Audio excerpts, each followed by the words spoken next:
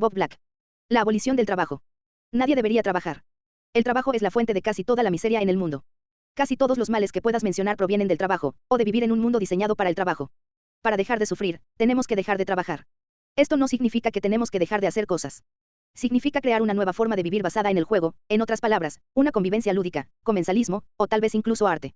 El juego no es solo el de los niños, con todo y lo valioso que este es. Pido una aventura colectiva en alegría generalizada y exuberancia libre interdependiente. El juego no es pasivo. Sin duda necesitamos mucho más tiempo para la simple pereza y vagancia que el que tenemos ahora, sin importar los ingresos y ocupaciones, pero, una vez recobrados de la fatiga inducida por el trabajo, casi todos nosotros queremos actuar. El oblomovismo y el estajanovismo son dos lados de la misma moneda despreciada. La vida lúdica es totalmente incompatible con la realidad existente. Peor para la realidad, ese pozo gravitatorio que absorbe la vitalidad de lo poco en la vida que aún la distingue de la simple supervivencia. Curiosamente, o quizás no, todas las viejas ideologías son conservadoras porque creen en el trabajo. Algunas de ellas, como el marxismo y la mayoría de las ramas del anarquismo, creen en el trabajo aún más fieramente porque no creen en casi ninguna otra cosa. Los liberales dicen que deberíamos acabar con la discriminación en los empleos. Yo digo que deberíamos acabar con los empleos. Los conservadores apoyan leyes del derecho a trabajar. Siguiendo al yerno descarriado de Karl Marx, Paul Lafargue, yo apoyo el derecho a ser flojo. Los izquierdistas favorecen el empleo total. Como los surrealistas, excepto que yo no bromeo, favorezco el desempleo total. Los trotskistas agitan por una revolución permanente. Yo agito por un festejo permanente. Pero si todos los ideólogos defienden el trabajo, y lo hacen, y no solo porque planean hacer que otras personas hagan el suyo, son extrañamente renuentes a admitirlo. Hablan interminablemente acerca de salarios, horas, condiciones de trabajo, explotación, productividad, rentabilidad. Hablarán alegremente sobre todo menos del trabajo en sí mismo. Estos expertos que se ofrecen a pensar por nosotros raramente comparten sus ideas sobre el trabajo, pese a su importancia en nuestras vidas.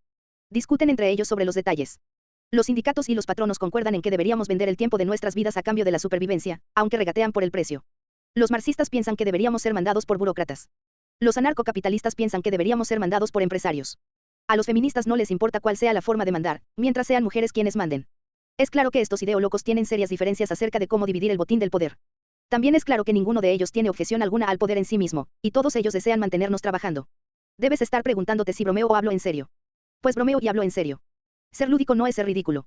El juego no tiene que ser frívolo, aunque la frivolidad no es trivialidad, con frecuencia debemos tomar en serio la frivolidad. Deseo que la vida sea un juego, pero un juego con apuestas altas.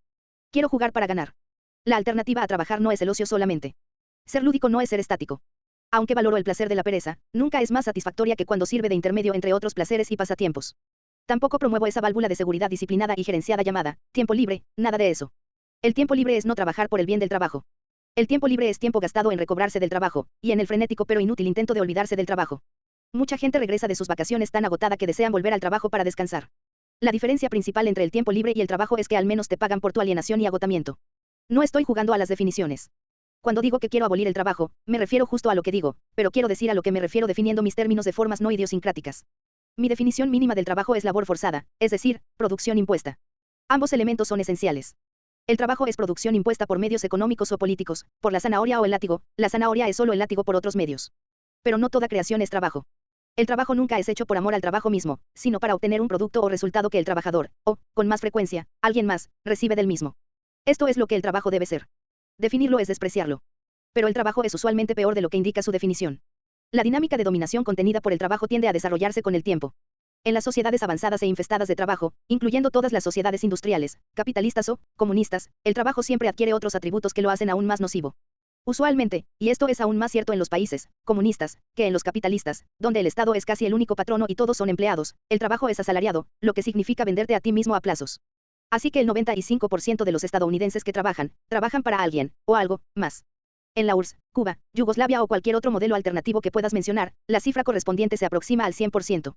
Solo los fortificados bastiones de campesinos del tercer mundo, México, India, Brasil, Turquía, albergan temporalmente concentraciones significativas de agricultores que perpetúan el acuerdo tradicional de la mayoría de los trabajadores en los últimos milenios, el pago de impuestos, rescate, al Estado o renta a los parasíticos terratenientes, a cambio de que les dejen en paz en todo lo demás. Incluso este simple trato empieza a verse agradable. Todos los trabajadores industriales, y de oficina, se encuentran bajo el tipo de supervisión que asegura la servilidad. Pero el trabajo moderno tiene peores implicaciones. La gente no solo trabaja, tienen empleos. Una persona realiza una tarea productiva todo el tiempo, o si no. Aun si la tarea tiene aunque sea un átomo de interés intrínseco, y cada vez menos trabajos lo tienen, la monotonía de su obligatoriedad exclusiva elimina su potencial lúdico. Un empleo, que podría atraer la energía de algunas personas, por un tiempo razonable, por pura diversión, es tan solo una carga para aquellos que tienen que hacerlo por 40 horas a la semana sin voz ni voto sobre cómo debería hacerse, para beneficio de propietarios que no contribuyen en nada al proyecto, y sin oportunidad de compartir las tareas o distribuir el trabajo entre aquellos que tienen que hacerlo. Este es el verdadero mundo del trabajo, un mundo de estupidez burocrática, de acoso sexual y discriminación, de jefes cabeza hueca explotando y descargando la culpa sobre sus subordinados, quienes, según cualquier criterio técnico racional, deberían estar dirigiendo todo. Pero el capitalismo en el mundo real sacrifica la maximización racional de la productividad y el beneficio ante las exigencias del control organizacional. La degradación que experimentan la mayoría de los trabajadores es la suma de varias indignidades que pueden ser denominadas como disciplina. Foucault ve este fenómeno de manera complicada, pero es muy simple. La disciplina consiste en la totalidad de los controles totalitarios en el lugar de trabajo, supervisión, movimientos repetitivos, ritmos de trabajo impuestos, cuotas de producción, marcar tarjeta, etc. La disciplina es lo que la fábrica, la oficina y la tienda comparten con la cárcel, la escuela y el hospital psiquiátrico. Es algo históricamente nuevo y horrible. Va más allá de las capacidades de los dictadores demoníacos de antaño como Nerón y Gengis Khan e Iván el Terrible. Pese a sus malas intenciones, ellos no tenían la maquinaria para controlar a sus súbditos tan completamente como los déspotas modernos. La disciplina es el modo de control moderno, especialmente diabólico, es una irrupción novedosa que debe ser detenida a la primera oportunidad. Eso es el trabajo. El juego es todo lo contrario. El juego es siempre voluntario. Lo que de otro modo sería un juego, es trabajo si es forzado. Esto es axiomático. Bernie de Kouben ha definido el juego como la suspensión de las consecuencias. Esto es inaceptable si significa que el juego es inconsecuente. No es que el juego no tenga consecuencias. Eso sería rebajar al juego. El asunto es que las consecuencias, si las hay, son gratuitas. El jugar y el dar están estrechamente relacionados, son facetas conductuales y transaccionales del mismo impulso, el instinto de jugar. Ambos comparten un desdén aristocrático hacia los resultados. El jugador recibe algo al jugar, es por eso que juega. Pero la recompensa principal es la experiencia de la actividad misma, cualquiera que sea. Algunos estudiosos del juego, normalmente atentos, como el Homo Ludens de Johann Huizinga, lo definen como seguir reglas. Respeto la erudición de Huizinga pero rechazo enfáticamente sus restricciones.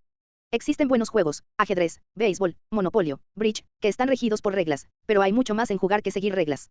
La conversación, el sexo, el baile, los viajes, estas prácticas no siguen reglas, pero son juegos sin la menor duda. Y es posible jugar con las reglas tanto como con cualquier otra cosa. El trabajo hace de la libertad una burla. El discurso oficial dice que todos tenemos derechos y vivimos en una democracia. Otros desafortunados que no son libres como nosotros tienen que vivir en estados policiales. Estas víctimas obedecen órdenes, o si no, sin importar cuán arbitrarias. Las autoridades les mantienen bajo supervisión constante. Los burócratas del Estado controlan hasta los detalles más pequeños de la vida diaria. Los oficiales que les empujan de un lado a otro solo responden ante sus superiores, públicos o privados. De cualquier modo, la disensión y la desobediencia son castigados. Los informantes reportan regularmente a las autoridades. Se supone que todo esto es muy malo. Y lo es, excepto que no es sino una descripción del puesto de trabajo moderno. Los liberales y conservadores y anarcocapitalistas que lamentan el totalitarismo son falsos e hipócritas. Hay más libertad en cualquier dictadura moderadamente desestalinizada que en el típico puesto de trabajo estadounidense. Encuentras el mismo tipo de jerarquía y disciplina en una oficina o fábrica que en una cárcel o monasterio. De hecho, como Foucault y otros han mostrado, las cárceles y las fábricas surgieron casi al mismo tiempo, y sus operadores copiaron conscientemente las técnicas de control de unas y de otras. Un trabajador es un esclavo de medio tiempo. El jefe dice cuándo llegar, cuándo irse, y qué hacer entre los dos. Te dice cuánto trabajo hacer y qué tan rápido. Puede llevar su control hasta extremos humillantes, regulando, si le da la gana, las ropas que llevas o qué tan a menudo puedes ir al baño. Con unas pocas excepciones, puede despedirte por cualquier razón, o sin razón. Eres espiado por informantes y supervisores, amasa un expediente de cada empleado. Contestarle es llamado insubordinación, como si el trabajador fuese un niño malo, y no solo hace que te despidan, te descalifica para compensación de desempleo. Sin aprobarlo necesariamente para ellos tampoco, hay que señalar que los niños en la casa y en la escuela reciben un tratamiento similar, en este caso justificado por su supuesta inmadurez. ¿Qué nos dice esto acerca de sus padres y maestros que trabajan? El humillante sistema de dominación que he descrito rige sobre la mitad de las horas de vigilia de una mayoría de mujeres y la vasta mayoría de los hombres por décadas, por la mayor parte de sus vidas. Para ciertos propósitos, no es del todo erróneo llamar a nuestro sistema democracia o capitalismo o, mejor aún, industrialismo, pero sus verdaderos nombres son fascismo de fábrica y oligarquía de oficina. Quien diga que esta gente es libre, es un mentiroso o un estúpido. Eres lo que haces. Si haces trabajo aburrido, estúpido y monótono, lo más probable es que tú mismo acabarás siendo aburrido, estúpido y monótono. El trabajo explica la creciente cretinización a nuestro alrededor mucho mejor que otros mecanismos idiotizantes como la televisión y la educación. Quienes viven marcando el paso todas sus vidas, llevados de la escuela al trabajo y enmarcados por la familia al comienzo y el asilo al final, están habituados a la jerarquía y esclavizados psicológicamente. Su aptitud para la autonomía se encuentra tan atrofiada, que su miedo a la libertad es una de sus pocas fobias con base racional. El entrenamiento de obediencia en el trabajo se traslada hacia las familias que ellos inician, reproduciendo así el sistema en más de una forma, y hacia la política, la cultura y todo lo demás. Una vez que absorbes la vitalidad de la gente en el trabajo, es probable que se sometan a la jerarquía y la experticia en todo. Están acostumbrados a ello. Vivimos tan cerca del mundo del trabajo que no vemos lo que nos hace. Tenemos que basarnos en observadores externos de otros tiempos u otras culturas para apreciar el extremismo y la patología de nuestra posición presente. Hubo un tiempo en nuestro pasado en que la ética del trabajo hubiese sido incomprensible, y quizás Weber comprendió algo importante cuando conectó su aparición con una religión, el calvinismo, que si hubiese aparecido hoy, en vez de hace 4 siglos, hubiese sido llamado acertadamente una secta. De cualquier forma, solo tenemos que usar la sabiduría de la antigüedad para poner el trabajo en perspectiva. Los antiguos veían el trabajo tal como era, y su punto de vista prevaleció, pese a los locos calvinistas, hasta que fue desterrado por el industrialismo, pero no antes de ser promovido por sus profetas. Imaginemos por un momento que el trabajo no convierte a la gente en sumisos atontados. Imaginemos, contra cualquier psicología creíble y contra la ideología de sus defensores, que no tiene efecto en la formación del carácter. E imaginemos que el trabajo no es tan aburrido, agotador y humillante como todos sabemos que realmente es. Aún así, el trabajo sigue siendo una burla de todas las aspiraciones democráticas y humanistas, solo porque usurpa tanto de nuestro tiempo. Sócrates dijo que los trabajadores manuales suelen ser malos amigos y malos ciudadanos, porque no tienen tiempo de cumplir con las responsabilidades de la amistad y la ciudadanía. Tenía razón. A causa del trabajo, sin importar lo que hagamos, nos la pasamos mirando los relojes. La única cosa, libre, sobre el llamado tiempo libre es que no le cuesta nada al jefe. El tiempo libre está dedicado en su mayoría a prepararse para ir al trabajo, regresar del trabajo, y recobrándose del trabajo. El tiempo libre es un eufemismo para la manera peculiar en que el trabajador, como factor de producción, no solo se transporta a sí mismo, a sus propias expensas, desde y hacia el puesto de trabajo, sino que además asume la responsabilidad por su propio mantenimiento y reparación. El carbón y el acero no hacen eso. Las máquinas fresadoras y las de escribir no hacen eso. Pero los empleados lo hacen. Con razón Edward G. Robinson, en una de sus películas de gángsters, exclamó, el trabajo es para los estúpidos. Platón y Xenofonte atribuyen a Sócrates, y obviamente comparten con él, una comprensión de los efectos destructivos del trabajo en el trabajador como ciudadano y como ser humano. Heródoto identificó el desprecio por el trabajo como un atributo de los griegos clásicos en la cumbre de su cultura. Cicerón dijo que, quien da su labor a cambio de dinero se vende a sí mismo, y se coloca al mismo nivel que los esclavos. Su candor es raro ahora, pero las sociedades primitivas contemporáneas a las que solemos ver con desprecio nos proveen de portavoces que han intrigado a los antropólogos de Occidente. Los Kapaku de Nueva Guinea Occidental, según Posposil, tienen una concepción de balance en la vida, y por ello trabajan un día y otro no. El día de descanso está destinado a recobrar el poder y salud perdidos. Nuestros antepasados, incluso en el siglo XVIII, cuando ya habían recorrido la mayor parte del camino hacia nuestro actual predicamento, al menos sabían lo que nosotros hemos olvidado, el lado siniestro de la industrialización. Su devoción religiosa a San Lunes, con lo cual establecieron una semana laboral de facto de 5 días 150 a 200 años antes de su consagración legal, era la desesperación de los primeros propietarios de fábricas. Les tomó un largo tiempo someterse a la tiranía de la campana, predecesora del reloj. De hecho, se necesitó una generación o dos para reemplazar varones adultos con mujeres acostumbradas a la obediencia y niños que podían ser moldeados para ajustarse a las necesidades industriales. Incluso los campesinos explotados del antiguo régimen le sustraían un tiempo sustancial a su trabajo para el señor. De acuerdo a Lafargue, un cuarto del calendario de los campesinos franceses estaba dedicado a domingos y días festivos, y las cifras de Chayanov sobre los poblados de la Rusia zarista, nada más lejos de una sociedad progresista, también muestra que un cuarto o quinto de los días de los campesinos se dedicaba al reposo. Controlando para la productividad, estamos obviamente muy por detrás de estas sociedades atrasadas. Los musics explotados se preguntarían por qué cualquiera de nosotros se molesta siquiera en trabajar. También nosotros deberíamos. Sin embargo, para captar completamente la enormidad de nuestro deterioro, consideremos la condición original de la humanidad, sin gobierno o propiedad, cuando vagábamos como cazadores-recolectores. Hobbes decía que la vida era violenta, brutal y breve. Otros asumen que la vida era una lucha desesperada y sin cuartel por la subsistencia, una guerra contra la naturaleza, con la muerte y el desastre esperando a los desafortunados o a cualquiera que no estuviese a la altura del desafío de la lucha por la existencia. En realidad, todo eso era una proyección de los miedos ante el colapso de la autoridad del gobierno sobre comunidades que no estaban acostumbradas a vivir sin él, como la Inglaterra de Hobbes durante la Guerra Civil. Los compatriotas de Hobbes ya habían encontrado formas de sociedad alternativas que ilustraban otras formas de vida, en América del Norte, en particular, pero incluso estas se hallaban demasiado lejos de su experiencia para ser comprensibles. Las clases bajas, más cercanas a la condición de los indios, lo entendieron mejor y a menudo la encontraron atractiva. A lo largo del siglo XVII, muchos colonos ingleses desertaron para unirse a las tribus o, habiendo sido capturados en la guerra, se rehusaron a volver. Pero los indios no desertaban a las colonias inglesas, al igual que los alemanes nunca saltan el muro de Berlín hacia el este. La versión de la supervivencia del más apto, la versión de Thomas Huxley, del darwinismo era más una crónica de las condiciones económicas de la Inglaterra victoriana que de la selección natural, como lo demostró el anarquista Kropotkin en su libro El apoyo mutuo, un factor de la evolución. Kropotkin era un científico, un geógrafo, que tuvo amplias oportunidades involuntariamente para hacer trabajo de campo mientras estaba exiliado en Siberia, sabía de lo que estaba hablando. Como la mayoría de las teorías sociales y políticas, las historias que Hobbes y sus sucesores contaban eran en realidad autobiografías. El antropólogo Marshall Salins, examinando datos sobre cazadores-recolectores contemporáneos, deshizo el mito hobbesiano en un artículo titulado La sociedad afluente original. Ellos trabajan mucho menos que nosotros, y su trabajo es difícil de distinguir de lo que llamamos juego. Salins concluyó que los cazadores y recolectores trabajan menos que nosotros, y más que un trabajo continuo, la búsqueda de comida es intermitente, el tiempo libre es abundante, y pasan más tiempo durmiendo durante el día, por persona y año, que en cualquier otra condición de la sociedad. Trabajaban un promedio de 4 horas por día, asumiendo que trabajasen, en lo absoluto. Su labor, tal como nos parece a nosotros, era una labor especializada que ejercía sus facultades intelectuales y físicas. El trabajo no calificado a gran escala, como dice Salins, es imposible excepto bajo el industrialismo. Por tanto, satisfacía la definición de juego según Friedrich Schiller, la única ocasión en que el hombre realiza su completa humanidad al dar completa expresión a ambos lados de su naturaleza, pensar y sentir. Como él decía, el animal trabaja cuando es la privación lo que lo motiva, y juega cuando la plenitud de su fuerza es su motivador, cuando la vida superabundante es su propio estímulo para la actividad. Una versión moderna, dudosamente mejorada, es la contraposición, hecha por Abraham Maslow, entre motivación por deficiencia y por crecimiento. El juego y la libertad son, en lo que se refiere a la producción, coextensivos. Aún Marx, quien pertenece, pese a sus buenas intenciones, al panteón productivista, observó que el reino de la libertad no comienza hasta que se ha sobrepasado la necesidad de trabajar bajo la compulsión de la necesidad y la utilidad externa. Él nunca pudo llegar a identificar esta feliz circunstancia como lo que es, la abolición del trabajo, es más bien anómalo, después de todo, estar a favor de los trabajadores y en contra del trabajo, pero nosotros sí podemos. El deseo de retroceder, o avanzar, hacia una vida sin trabajo es evidente en cada historia social o cultural seria de la Europa preindustrial, entre ellas la Inglaterra en transición de M. Dorothy George y cultura popular a comienzos de la Europa moderna de Peter Burke.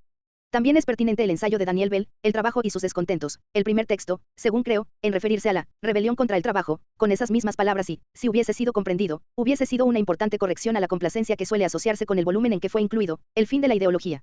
Ni sus críticos ni sus celebrants han notado que la tesis sobre el fin de la ideología de Bell no se refería al fin de la lucha social, sino al comienzo de una nueva fase, no restringida ni dirigida por ideologías. Fue Seymour Lipset, en El hombre político, Nobel, quien anunció al mismo tiempo que los problemas fundamentales de la revolución industrial han sido resueltos, tan solo algunos años antes de que los descontentos post-meta industriales entre los estudiantes universitarios hicieran a Lipset abandonar la Universidad de Berkeley y buscar la tranquilidad relativa, y temporal, de Harvard. Como indica Bell, Adam Smith en La riqueza de las naciones, pese a su entusiasmo por el mercado y la división del trabajo, estaba más alerta, y era más honesto, sobre el lado oscuro del trabajo, que Ayn Rand, los economistas de Chicago o cualquiera de los modernos seguidores de Smith. Como observó Smith, el entendimiento de la mayoría de los hombres se forma necesariamente por sus ocupaciones habituales. El hombre que se pasa la vida efectuando unas cuantas operaciones simples, no tiene ocasión de ejercer su entendimiento. Por lo general se vuelve tan estúpido e ignorante como es posible que una criatura humana llegue a hacerlo. He aquí, en pocas y simples palabras, mi crítica del trabajo. Bell, escribiendo en 1956, La edad de oro de la imbecilidad eisenhoweriana y autosatisfacción estadounidense, identificó la crisis desorganizada e inorganizable de los 70 y más allá, la crisis que ninguna tendencia política es capaz de canalizar, la crisis que fue identificada en el reporte de la HEW, el trabajo en América, la crisis que no puede ser aprovechada y, por lo tanto, es ignorada. Esa crisis es la rebelión contra el trabajo. No figura en ningún texto de ningún economista de la laissez-faire, Milton Friedman, Murray Rothbard, Richard Posner, porque, en sus términos, como solían decir en Viaje a las estrellas, no computa. Si estas objeciones, formadas por el amor a la libertad, no convencen a los humanistas de tipo utilitario e incluso paternalista, existen otras que ellos no pueden despreciar. Para fusilarme el título de un libro, El trabajo es nocivo para tu salud. De hecho, el trabajo es asesinato en masa o genocidio. Directa o indirectamente, el trabajo matará a la mayoría de los que lean estas palabras. Entre 14.000 y 25.000 trabajadores mueren en este país anualmente en el lugar de trabajo. Más de 2 millones quedan discapacitados. De 20 a 25 millones son heridos cada año. Y estas cifras se basan en una estimación muy conservadora acerca de qué constituye una herida relacionada con el trabajo. Por ejemplo, no cuentan el 500.000 de casos de enfermedad ocupacional cada año. Hojeé un libro de texto médico sobre enfermedades ocupacionales y tenía 1.200 páginas. Incluso esto apenas es la punta del iceberg. Las estadísticas disponibles cuentan los casos obvios, como los 100.000 mineros que tienen el mal del pulmón negro, de quienes mueren 4.000 cada año, una tasa de mortalidad mucho mayor que la del SIDA, por ejemplo, que recibe tanta atención de los medios. Esto refleja la creencia sobreentendida de que el SIDA aflige a pervertidos que podrían controlar su depravación mientras que la extracción de carbón es una actividad sacrosanta e incuestionable. Lo que las estadísticas no muestran es que decenas de millones de personas ven reducidas sus expectativas de vida a causa del trabajo, que es lo que significa la palabra homicidio, después de todo. Considera a los doctores que trabajan hasta morir a los 50 y tantos. Considera a todos los otros adictos al trabajo. Aun si no quedas muerto o inválido mientras trabajas, también puedes morir mientras vas al trabajo, regresas del trabajo, buscas trabajo, o tratas de olvidarte del trabajo. La gran mayoría de las víctimas por accidentes de tránsito estaban realizando algunas de estas actividades obligadas por el trabajo, o cayeron víctimas de alguien que las hacía. A este conteo de cadáveres se debe añadir las víctimas de la contaminación autoindustrial y la adicción al alcohol y drogas inducida por el trabajo. Tanto el cáncer como las enfermedades cardíacas son aflicciones modernas cuyo origen se puede rastrear, directa o indirectamente, hacia el trabajo. El trabajo, entonces, institucionaliza el homicidio como forma de vida. La gente piensa que los camboyanos estaban locos al exterminarse a sí mismos, pero somos nosotros diferentes. El régimen de Pol Pot al menos tenía una visión, aunque borrosa, de una sociedad igualitaria. Nosotros matamos a personas en el rango de las 6 cifras, por lo menos, para vender Big Macs y Cadillacs a los que sobrevivan. Nuestras 40 o 50.000 muertes anuales en la autopista son víctimas, no mártires. Murieron por nada, o más bien, murieron por trabajar. Pero el trabajo no es algo por lo que valga la pena morir. Malas noticias para los liberales, el trasteo regulatorio es inútil en este contexto de vida o muerte. La Administración de Seguridad y Salud Ocupacional estaba diseñada para vigilar la parte central del problema, la seguridad en el puesto de trabajo. Incluso antes de que Reagan y la Corte Suprema la deshabilitasen, la ASO era una farsa.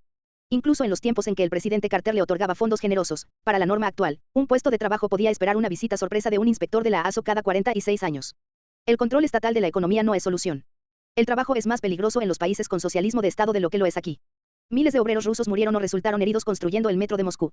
Existen montones de historias sobre desastres nucleares soviéticos encubiertos que hacen que Times Beach o 3000 Island parezcan simulacros de ataque aéreo de escuela primaria. Por otro lado, la desregulación, de moda actualmente, no ayudará y probablemente hará más daño. Desde el punto de vista de la salud y la seguridad, el trabajo estaba en su peor momento en aquellos días cuando la economía se acercaba más al libre mercado. Historiadores como Eugenio Genevis han argumentado contundentemente que, como decían los defensores de la esclavitud de antaño, los trabajadores asalariados en los estados del norte y en Europa vivían peor que los esclavos en las plantaciones del sur. Ningún reajuste de las relaciones entre los burócratas y los empresarios parece hacer mucha diferencia a nivel de quienes hacen la producción. Si se impusieran seriamente incluso las normas más vagas de la ASO, la economía se estancaría por completo. Los vigilantes aparentemente se percatan de ello, ya que ni siquiera intentan arrestar a los malhechores. Lo que he dicho hasta ahora no debería ser controversial. Muchos trabajadores están hartos del trabajo. Las tasas de ausentismo, despidos, robo y sabotaje por parte de empleados, huelgas ilegales, y flojera general en el trabajo son altas y van subiendo. Podría haber un movimiento hacia un rechazo consciente y no solo visceral del trabajo. Y sin embargo, el sentimiento prevalente, universal entre los patronos y sus agentes, y muy extendida entre los trabajadores mismos, es que el trabajo mismo es inevitable y necesario. Yo discrepo. Ahora es posible abolir el trabajo y reemplazarlo, hasta donde sirve a propósitos útiles, con una multitud de nuevos tipos de actividades libres. Abolir el trabajo requiere ir hacia él desde dos direcciones, cuantitativa y cualitativamente. Por el lado cuantitativo, hemos de recortar masivamente la cantidad de trabajo que se hace. En la actualidad, la mayor parte del trabajo es inútil o peor, y deberíamos deshacernos de él. Por el lado cualitativo, y pienso que esta es la base del asunto, y el punto de partida nuevo y revolucionario, hemos de tomar el trabajo útil que queda y transformarlo en una agradable variedad de pasatiempos parecidos al juego y la artesanía, que no se puedan distinguir de otros pasatiempos placenteros, excepto que sucede que generan productos útiles. Sin duda eso no los hará menos estimulantes. Entonces, todas las barreras artificiales del poder y la propiedad se vendrían abajo. La creación se convertiría en recreación. Y podríamos dejar de vivir temerosos los unos de los otros. No estoy sugiriendo que la mayoría del trabajo pueda salvarse de esta manera. Pero la mayoría del trabajo no vale la pena salvarlo. Solo una fracción pequeña y menguante del trabajo sirve para algún propósito útil, aparte de la defensa y reproducción del sistema del trabajo y sus apéndices políticos y legales. Hace 20 años, Paul y Percival Goodman estimaron que solo el 5% del trabajo que se hacía entonces, presuntamente la cifra, de ser exacta, es aún más baja ahora, bastaría para cubrir nuestras necesidades mínimas de comida, ropa y techo. Su cálculo era solo una aproximación educada, pero el punto clave está claro, directa o indirectamente, la mayor parte del trabajo sirve los propósitos improductivos del comercio o el control social.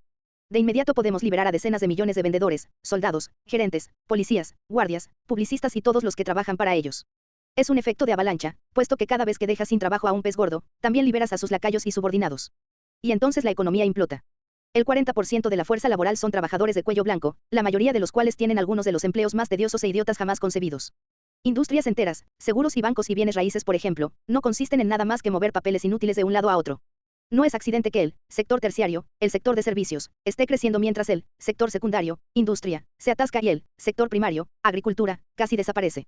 Porque el trabajo es innecesario excepto para aquellos cuyo poder asegura, los trabajadores son desplazados desde ocupaciones relativamente útiles a relativamente inútiles, como una medida para asegurar el orden público. Cualquier cosa es mejor que nada. Es por eso que no puedes irte a casa solo porque terminaste temprano.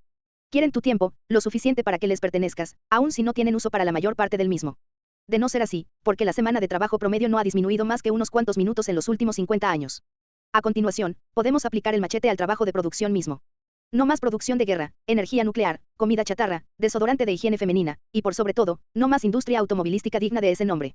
Un barco de vapor Stanley o un automóvil modelo T ocasionales estaría bien, pero el autoerotismo del cual dependen nidos de ratas como Detroit y Los Ángeles queda fuera del mapa.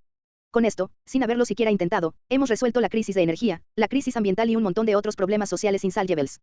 Finalmente, debemos deshacernos de la mayor de las ocupaciones, la que tiene el horario más largo, el salario más bajo, y algunas de las tareas más tediosas. Me refiero a las amas de casa y el cuidado de niños. Al abolir el trabajo asalariado y alcanzar el desempleo total, atacamos la división sexual del trabajo. El núcleo familiar como lo conocemos es una adaptación inevitable a la división del trabajo impuesta por el moderno trabajo asalariado.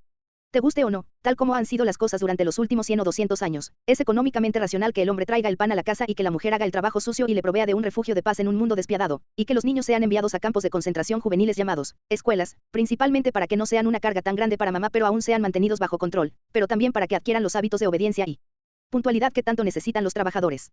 Si deseas deshacerte de la patriarquía, deshazte del núcleo familiar cuyo trabajo invisible, sin remuneración, como dice Ivan Illich, hace posible el sistema de trabajo que a su vez hace necesario el núcleo familiar. A la lucha antiarmas nucleares está ligada la abolición de la infancia y el cierre de las escuelas. Hay más estudiantes de tiempo completo que trabajadores de tiempo completo en este país. Necesitamos a los niños como maestros, no estudiantes. Tienen mucho que contribuir a la revolución lúdica, porque ellos son mejores en el juego que las personas maduras. Los adultos y los niños no son idénticos, pero se harán iguales a través de la interdependencia. Solo el juego puede cerrar la brecha generacional. Aún no he mencionado siquiera la posibilidad de recortar el poco trabajo que aún queda por vía de la automatización y la cibernética. Todos los científicos, ingenieros y técnicos, liberados de molestarse en investigación de guerra y obsolescencia programada, se la pasarían en grande inventando medios para eliminar la fatiga, el tedio y el peligro de actividades como la minería. Sin duda hallarán otros proyectos en que divertirse. Quizás establezcan redes globales de comunicaciones multimedia o colonicen el espacio exterior. Quizás. Personalmente, no soy fanático de los aparatos. No me interesa la idea de vivir en un paraíso donde solo haya que presionar botones. No quiero que robots esclavos hagan todo, quiero hacer las cosas yo mismo. Existe, creo, un lugar para las tecnologías que ahorran trabajo, pero un lugar modesto. El registro histórico y prehistórico no es esperanzador. Cuando la tecnología productiva pasó de caza-recolección a la agricultura y a la industria, el trabajo se incrementó mientras la especialización y la autodeterminación disminuyeron. La evolución posterior del industrialismo ha acentuado lo que Harry Braverman llamó la degradación del trabajo. Los observadores inteligentes siempre han sido conscientes de esto. John Stuart Mill escribió que todos los inventos para ahorrar trabajo que se han creado no han ahorrado ni un momento de trabajo. Karl Marx escribió que sería posible escribir una historia de los inventos hechos desde 1830 para el único propósito de proveer al capital con armas contra las revueltas de la clase obrera. Los tecnófilos entusiastas, Saint-Simon, Count, Lenin, B.F. Skinner, han sido siempre completos autoritarios también, es decir, tecnócratas. Deberíamos ser más que escépticos con las promesas de los místicos de las computadoras. Ellos trabajan como mulas, lo más seguro es que, si se salen con la suya, también el resto de nosotros lo hará. Pero, si tienen alguna contribución particular más subordinada a los propósitos humanos, pues escuchémosles. Lo que realmente deseo es ver el trabajo convertido en juego. Un primer paso es descartar las nociones de un empleo y una ocupación. Incluso las actividades que ya tienen algún contenido lúdico lo pierden si se reducen a empleos que ciertas personas, y solo esas personas, se ven forzadas a hacer excluyendo cualquier otra cosa. No es raro que los campesinos trabajen dolorosamente en los campos mientras sus amos van a casa cada fin de semana y se ponen a cuidar de sus jardines. Bajo un sistema de festejo permanente, presenciaremos una edad de oro de la creatividad que hará pasar vergüenza al renacimiento. No habrá más empleos, solo cosas que hacer y gente que las haga. El secreto de convertir el trabajo en juego, como demostró Charles Fourier, es acomodar las actividades útiles para tomar ventaja de lo que sea que diferentes personas disfrutan hacer en momentos diferentes. Para hacer posible que algunas personas hagan las cosas que disfrutan, bastará con erradicar las irracionalidades y distorsiones que afligen esas actividades cuando son convertidas en trabajo. Yo, por ejemplo, disfrutaría enseñando un poco, no demasiado, pero no quiero estudiantes que estén allí a la fuerza, y no me interesa adular a pedantes patéticos para obtener un profesorado. Segundo, hay cosas que a la gente le gusta hacer de vez en cuando, pero no por demasiado tiempo, y ciertamente no todo el tiempo. Puedes disfrutar haciendo de niñera por algunas horas para compartir la compañía de los niños, pero no por tanto tiempo como sus padres. Los padres, mientras tanto, aprecian profundamente el tiempo que les liberas para sí mismos, aunque les molestaría apartarse de su progenie por mucho tiempo. Estas diferencias entre los individuos son lo que hace posible una vida de juego libre. El mismo principio se aplica a muchas otras áreas de actividad, especialmente las primarias. Así, muchos disfrutan cocinar cuando lo pueden hacer con seriedad, a su modo, pero no cuando solo están recargando cuerpos humanos con combustible para el trabajo. Tercero, aún sin cambiar todo lo demás, algunas cosas que no son satisfactorias si las haces solo, o en un entorno desagradable, o bajo las órdenes de un supervisor, son agradables, al menos por un tiempo, si esas circunstancias cambian. Esto es cierto probablemente, hasta cierto punto, para todo trabajo. La gente utiliza su ingenio, de otro modo desperdiciado, para convertir las tareas repetitivas menos atrayentes en un juego, lo mejor que pueden. Las actividades que atraen a algunas personas no siempre atraen a todas, pero todo el mundo tiene, al menos en potencia, una variedad de intereses y un interés en la variedad. Como dice el dicho, cualquier cosa, una vez. Fourier era el maestro en especular cómo a las inclinaciones aberrantes y perversas se les podría dar uso en la sociedad post-civilizada, que él llamaba armonía. Pensaba que el emperador Nerón pudo haber sido una buena persona si, de niño, hubiese podido complacer su gusto por la sangre trabajando en un matadero. Los niños pequeños a quienes les encanta revolcarse en la sociedad podrían ser organizados en pequeñas hordas, para limpiar los sanitarios y recoger la basura, otorgando medallas a los que destaquen. No estoy sugiriendo que sigamos estos mismos ejemplos, sino que veamos el principio subyacente, el cual me parece que tiene sentido como una dimensión de una transformación revolucionaria general. Ten en mente que no se trata de tomar el trabajo de hoy tal como lo encontramos y asignarlo a la gente adecuada, ya que algunos de ellos tendrían que ser realmente perversos. Si la tecnología cumple un papel en todo esto, no es tanto para eliminar el trabajo automatizándolo, sino para abrir nuevos espacios para la rediagonal creación. Hasta cierto punto podemos desear regresar a la fabricación a mano, que William Morris consideraba un resultado probable y deseable de una revolución comunista. El arte sería recuperado de las manos de snobs y coleccionistas, abolido como departamento especializado sirviendo a una audiencia de élite, y sus cualidades de belleza y creación restauradas a la vida misma, de la cual fueron robadas por el trabajo. Da que pensar el hecho de que las ánforas griegas a las que escribimos odas y guardamos en museos fuesen usadas en su tiempo para guardar aceite de olivo. Dudo que a nuestros artefactos cotidianos les vaya tan bien en el futuro, si es que hay uno. Lo que quiero decir es que no existe tal cosa como el progreso en el mundo del trabajo, más bien es lo opuesto. No deberíamos dudar en saquear el pasado por lo que tiene que ofrecer, los antiguos no pierden nada y nosotros nos enriquecemos. Reinventar la vida cotidiana significa marchar más allá del borde de nuestros mapas. Es cierto que existe más especulación sugerente de lo que la mayoría de la gente se imagina. Aparte de Furia y Morris, y hasta una pista, aquí y allá, en Marx, están los escritos de Kropotkin, los sindicalistas Pataud y Pouget, anarcocomunistas de antes, Bergman, y de ahora, Bookchin. La comunitas de los hermanos Goodman es ejemplar porque ilustra qué formas siguen a qué funciones, propósitos, y hay algo que sacar de los heraldos, a menudo borrosos, de la tecnología alternativa diagonal apropiada diagonal intermedia diagonal convivencial, como Schumacher y especialmente Illich, una vez que desconecta sus cortinas de humo. Los situacionistas, tal como son representados por la revolución de la vida cotidiana de Van Eyck y en la antología de la Internacional Situacionista, son tan despiadadamente lúcidos como para ser estimulantes, aun si nunca llegaron a encajar bien su apoyo a las asociaciones de trabajadores con la abolición del trabajo. Sin embargo, es mejor su incongruencia que cualquier versión actual del izquierdismo, cuyos devotos buscan ser los últimos campeones del trabajo, porque si no hay trabajo no hay trabajadores, y sin trabajadores, ¿a quién organizaría la izquierda? Así que los abolicionistas tendrían que actuar por su cuenta.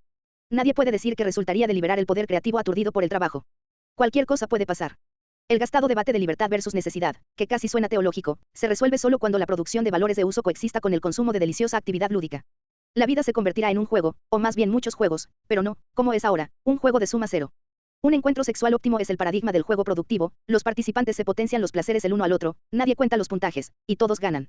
Cuanto más das, más recibes. En la vida lúdica, lo mejor del sexo se mezcla con la mejor parte de la vida diaria. El juego generalizado lleva a la libidinización de la vida. El sexo, en cambio, puede volverse menos urgente y desesperado, más juguetón. Si jugamos bien nuestras cartas, podemos sacar más de la vida de lo que metemos en ella, pero solo si jugamos para ganar. Nadie debería trabajar. Proletarios del mundo, descansen.